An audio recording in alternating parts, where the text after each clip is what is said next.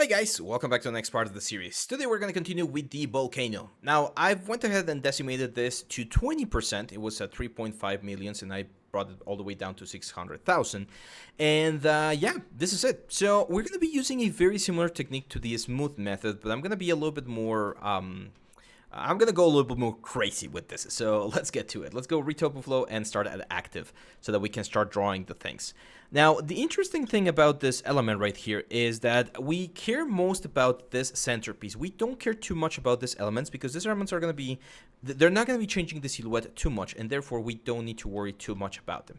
Now, you can start wherever you want. However, I am gonna start like back here, which is a very obvious part, and I'm gonna start with this super huge effect right there, something like that.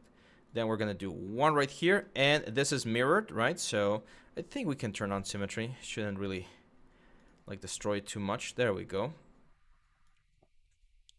It's a little bit heavy, but it should be manageable. What we're gonna be doing, as we've mentioned before, is we're gonna be using the smooth technique. So I just need to worry about doing a very basic coverage of the whole thing, and then we're gonna project everything else. So, as we did with the other element, one of the first things that we need to take care of is, of course, the, the symmetry line. So in this case, I'm going to start working on my symmetry line right here, and I'm going to be especially careful about trying to capture the highs and the lows of the silhouette. So that silhouette right there, as you can see, that's the most important thing that I need to be looking for in this particular element. This is where you probably will get a lot of like conflicting opinions about retopology. Some people will be like, it doesn't matter, it's not going to deform, so as long as it's just like covering everything, you could even like just triangulate everything and that's fine. Other people will be like, no, you should have proper topology, everything should be quads, everything should be flowing, you should have edge loops like covering like the lava and things like that. So it's again, it's a complicated question to answer. And I'm gonna quote the director of my former school. I went to Noman School of Visual Effects a long time ago, and Alex Alvarez used to say, "There is no topology police. Like no one's gonna tell you, hey, you're under arrest for doing wrong topology. So as long as it works, and as long as you know when you need to have like super clean topology and when you can break the rules a little bit, you're gonna be fine. Okay. So in this particular case, for instance, I'm respecting one of the rules, which is trying to have a symmetry line so that all of this flows a little bit nicer." And once we go into the center, into all of this area, I'm not gonna worry too much about it. So let's continue working here. Let's just make sure that all of that are symmetrical or as symmetrical as possible. There we go. Push this over here.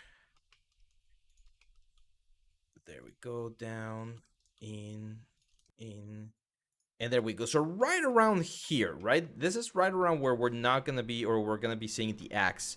And this is where we start seeing the elements. So once I have that, we can go to like the lower portion and follow a very similar process. So I'm just going to start like very quickly blocking in the main shapes that I would expect to see underneath this axe. This is the last piece, if you remember, like this is the last element that we see. So I'm going to go right there, and there we go. Now, if you guys remember, right around here is where we have the band, right? Like there's a band that goes along the whole surface. So I'm literally just gonna go across the whole band like this and generate a new effect right there. I don't need, this is very important, I don't need to go into every single crevice of the object. This is a very organic object, and things are not like pushing and pointing out. So as long as we captured most of it, we're gonna be good, okay? So now, as you can see, we have all of this, and we can very easily just bloop, like bridge from one side to the other. And once we've done that, the next thing is just start filling all of these things in. So for instance here, I can start filling in the next edge, which is this one right here. There we go. There we go, there we go. And over here, what's the rule? If we need an extra edge loop that's gonna make our lives easier, we just add an extra edge loop. As long as this edge loop is not going like everywhere and modifying everything in a very ugly way, then this is more than enough. There we go. So now we have all of these lines over here. Let's just start adding some loops that go to the top. So we're gonna have one there. Are you gonna allow me? There we go. So one there, one there, one there, It's having a little bit of a hard time adding them. There we go. And now with our poly pen, we just start bridging all of these points. Again, this is not an object that's going to be bending, deforming, animating. It's not going to talk. So we don't need to have like perfect edge loops around every single crevice that we have here on the element. As long as everything flows, again, as nice as possible, we're going to be fine. Let's bring this all the way to the top. There we go. And now we're going to add some lines going around the element. So we go poly loops again. We're going to do 1, 2, 3. Let's do 4. There we go. Over here on the back side of this center line, it's having a little bit of an issue again, trying to find that. Well, that's fine. And then now we need to start filling these things right here. So I'm gonna use my poly pen, and I'm gonna start. Now I am gonna create a couple of loops. So for instance, from here, I'm gonna create an edge loop that goes around the objects like this. And we're going to try to hit the high points. Again, we're going to be doing a subdivision to this thing. So we're going to give it 4 times more polygons than what we have right now. And that's, of course, is going to allow me to get closer and closer to all of the details. Well, these are the kind of details that we prefer to have baked on the normal map and not always like perfectly like recreated on the low poly. So over here, very important, we're going to start flowing this way. We have a nice little like border right there. Let's keep the border. That's fine. You can use a point right there, and we just start going over here. Where I do want to be a little bit more careful, it's going to be on the top here, on the spikes of this elements right here, because these are spikes that really like create a very nice silhouette for the whole thing. So if I can capture those a little bit better, as I'm doing right there, I'm gonna have a little bit of a better result. Let's add another edge loop, like right around. Oh, it's not letting me. Let's go back, poly pen, start here. And then for instance, this one, it's just a matter of bringing this down and eventually merging it with whatever is closest on this area. We go across here and we start merging elements. If we want to keep a clean topology, which is always a good thing, we can just like start looping from here and here. Here, definitely a couple of loops. So let's add 1 loop, 2 loops, so the poly pen can bridge that a little bit better. There we go. There we go. So this is a very similar process if you guys are used to like ZBrush. I would probably do a Z remesher for this thing, which would create a new like geometry that follows all of the crevices a little bit closer. It's not as optimized. You can always optimize like Z remesher quite a bit, but it's gonna like save us so much time. And for this sort of things that are very organic, kind of like again like environments, it's just a lot easier. So let's bring this down. There we go. That one right there. Now, if you are working on a production where like performance is super important, again, mobile games is usually where we see that kind of stuff, then yeah, you're probably gonna have to create a way cleaner like topology here. That's gonna be like going to every single loop, every single crevice, and like everything's gonna be super optimized. I've had those productions. One of the first jobs that I got when I got out of school was a game that was going to be similar to like again like Age of Empires. So the characters that were going to be on the game were super small, and I think like we had like 5,000 polygons per character, something like ridiculous like that.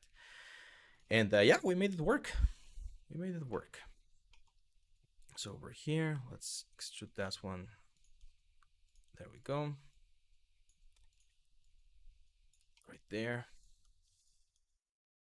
Oh, there we go. Right there. For instance, this one right here definitely needs a little bit more volume so we can properly capture the changing silhouette that we're getting on the axe itself. So I'm going to use this one right here, even if that gives me a triangle like right there. For the volcano itself, a very common thing is to kind of like loop around like this and then go back to Go back to the beginning, right there. Again, if we need an extra edge loop, just add it. Don't think twice about it. Like right here, right? Like I know if I add an edge loop right there, that becomes a square, and it makes my life so much easier on this whole retopology project. There we go. Let's go here. I'm gonna go all the way to the top there. Go. Let's jump across here. Here again, this is another like important like stone that we definitely want to capture some way. There we go.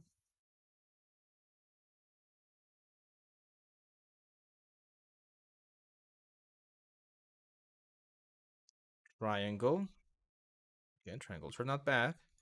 And especially since this is very, very organic, we're definitely gonna have a lot of weird like geometries in certain parts, like this one right here, like that triangle. That it just makes more sense for that to be a triangle. Go back to quads. Quad. Triangle.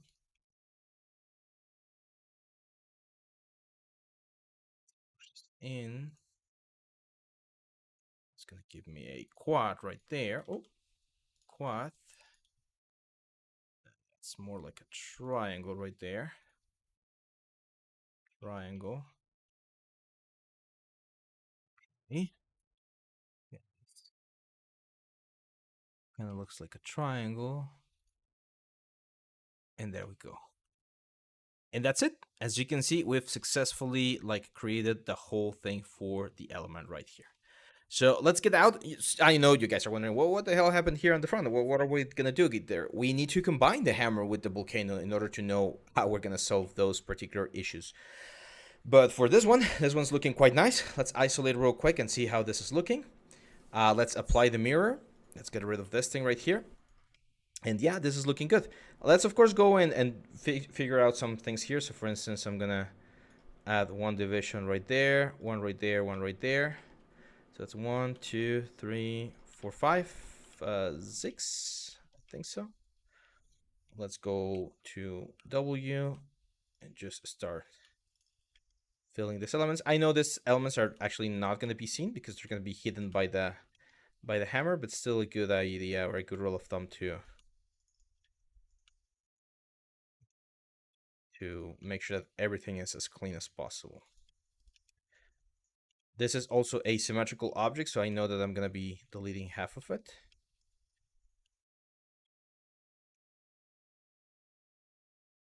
And there we go. Cool. So now, before we jump onto the last part, we're going to bring in and add this subdivision surface to this thing. And we're going to apply it. As you can see, this gives us way more topology, 3,000 triangles, which is really good. And we're going to be using a, what's the word? A shrink wrap modifier. Shrink wrap modifier using this blocking as our element. And look at that. So now, as you can see, thanks to the shrink wrap, we can get a lot closer. We can get ourselves a lot closer to the actual silhouette. Again, we're not going into the crevices of the object or anything, but we're getting something that looks way better overall. So I'm gonna apply this shrink wrap, and this is gonna be our effect. I know it looks very weird, but when we shade smooth, you can see that we get closer to the sort of like volcano shape that we had before. So now I'm just going to prepare something for the next video, which is going to be the final combination. This is the blade low and this is the blade high. Let's get them out of the element.